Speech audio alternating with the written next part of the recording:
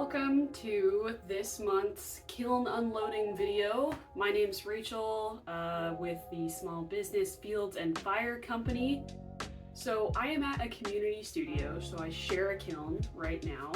And I'm gonna go through, I have all the pieces that I got out this month here in front of me, and I'm gonna go through them all with y'all, share how I did them, what the glaze combos are, and generally just talk through the month. So I'll start with this guy. This is a hand-built leaf trinket tray. And honestly, I don't love the way I built it, but I do really love the way this color came out. This was black Saks True Flow Underglaze, watered down, put on the bisque, and then wiped back. And then Amaco's Rainforest, 2 coats on top. So that came out really nice. On the back here, and this is really the part that I don't like, didn't come out very good on the back. This is Amaco's Snow, and I forgot to smooth this side of my slabs, so they have a very heavy canvas texture on them. And that canvas texture caused this semi-satin glaze to get a bunch of holes. So, but you know, we just don't look at the bottom, just look at the beautiful top. Okay, next up, another semi-fail piece, but really great example of glazes. This is a bowl that I did with Laguna's Mystic line. So these are cone 5 specific glazes, which I fired to cone 6, and that is part of why it was a big test. I didn't know what they were going to do. There is some pinholing. The pinholing on the pink, so this is Song de Beouf, and I might not be pronouncing that right, but really beautiful. The variation that came out there is quite gorgeous, but there is some pinholing issues, and whether that can be attributed to it being fired at cone 6 instead of cone 5, you know, I can't really be sure without also firing it at cone 5. But get a closer look there. There's a pinhole right there. But the way that that paint kind of flows and collects, it's really pretty. And on the inside, this is also Laguna. This is Sea Gold.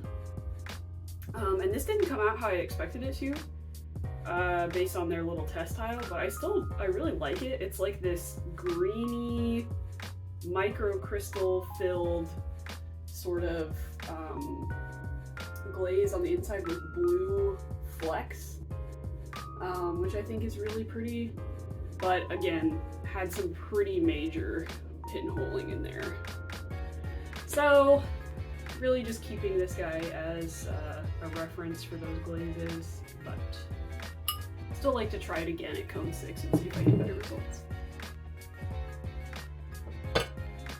Next up, this is a bit of an experimental piece. This is a slab rolled hand-built plate that I decorated with Underglaze on the wheel, red, yellow, and orange Saks True Flow Underglaze. Bisqued that, then I carved in this this pattern using a stencil.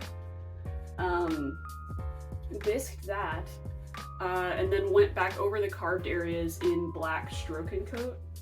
And then this here along the rim on both sides, this is Clay Art Center's Raven, which is a satin matte black. So that's probably a solid 4 coats of Raven. I like this idea. There is something about this that I am not stoked on, and I'm not exactly sure what it is, but I think the idea has merit. So I'm gonna keep noodling on this one. Okay. I also made these little bird bowls, which I think came out so cute. So these are, everything else so far has been Laguna's B mix clay. These are on a white stoneware, and the inside here, those eggs have Saks True Flow Underglaze on them, and then the whole inside was done with Amaco's Lagoon Celadon glaze. These little birds are Saks True Flow Underglaze, which is clear on top, and this is actually high fire wire. And if you're curious where to get that, let me know and I can post a link to the Amazon listing that I got it on. And then this is designer liner with their little feetsies, their little walking tracks going up while they watch over their eggs. And then the side here, this is Mayco's leather. In retrospect, I don't know if I really like this on this piece. I think it looks kind of poopy. My goal was for natural, but yeah, but you know, that's why we experiment. And then I've got a smaller version right here.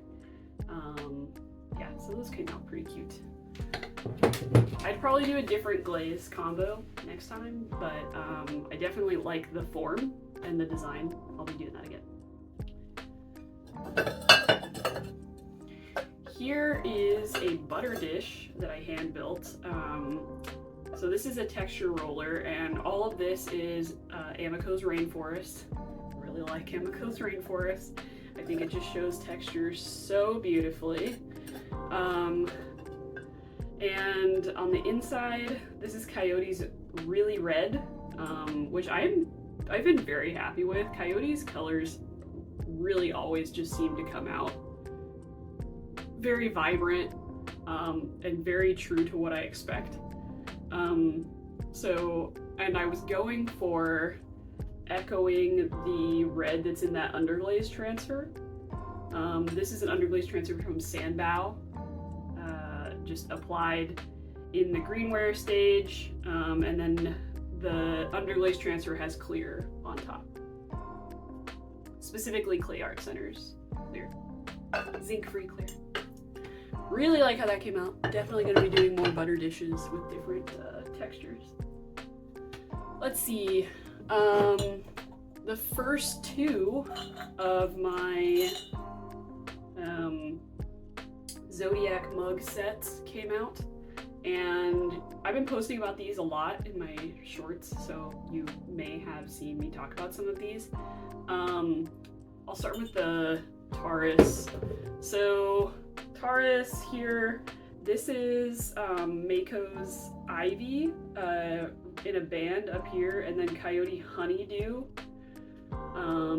which I really like those micro crystals running into the honeydew.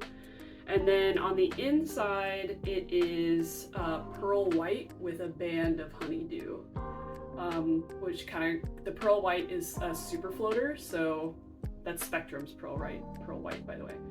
And so it flows like crazy. So that's why I like to use it on the inside of pieces. I used it on the inside of almost all of these Zodiac mugs to kind of give some sort of coherency to the set. One thing worth pointing out here is the ivy. I don't know if you guys can see that. The ivy bubbled really bad underneath this handle. Since it's not on the inside of the mug, I think it's probably okay. I could also try and like Dremel that out maybe. But yeah, so I guess it got really thick there. And that did not end very well. So good note there. If ivy pools, it can bubble like that. But overall, pretty happy with how this came out. This one, the Gemini mug, this one has kind of a funny story. This has actually been glaze fired twice. The first time I did Mayco's Meringue, which is a matte, like yellow and white glaze, and I really hated it. It looked like butter that had been left out too long. So instead, I went back over it with clear and glaze fired it again so that it is shiny. And you cannot always do that and expect success, but this time it worked in my favor. So yeah, not exactly like a glaze combo that you'd probably want to repeat. I think you could get the same results with like Coyote's Buttercup, or I think Frosted Lemon could have been really pretty. Anyway, I also at this point started underglazing the emblems, so the Taurus one is not underglazed, but you know, making improvements slowly over the course of this set as I improve. And then the inside is Spectrum's Autumn Purple, which again is a floating glaze, pretty heavy movement, and it is gorgeous. Okay. All right, only a couple things left. So I made a bunch of earrings this month, as well as magnets, and I don't have the magnets to show here because they are boxed up somewhere and I'm not sure where they are. But I took out a few of the earrings. These are just texture rolled slabs, cut out with cookie cutters and glazed. This is Mayco's Riptide. So it's a matte glaze that variegates between kind of a baby blue and that green, ivy green color. Pretty cool. I don't know if I like it on this texture, but I think it could be cool on the right texture. And this one is Amaco's Seaweed, which I think came out really cool. And I have a few different shapes and sizes of this one. Super luminous. Okay, last but not least, I made 2 of these Sgraffito hand-built plates. One of them I already sold, which had also like a birch tree and a woodpecker. It actually sold to a woman who was telling me about how she goes on a walk every morning in this green space near her house. And lately, for the last like 3 months, she's seen this same woodpecker every day. And then she saw my plate for sale at this market and was immediately just like, that's a sign, I have to buy that. So I thought that was really cool. That made me very happy. So I don't have that one to show for you guys today, but I do have this one. Same technique. This was, this is Laguna B mix, and this is Mayco Fundamentals Jet Black Underglaze that I just carved through.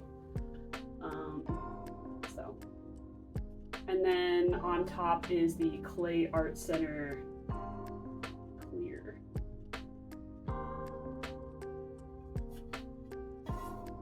I'm very happy with this one. Okay, all right. So thanks so much for tuning in. Let me know if you have any other questions that I didn't cover. And I've got a bunch of more goodies over here that I'm in the process of glazing, as well as some things that I got out in the last week that I'll cover in the next Kiln Unloading video. And I hope you guys have a lovely rest of your day.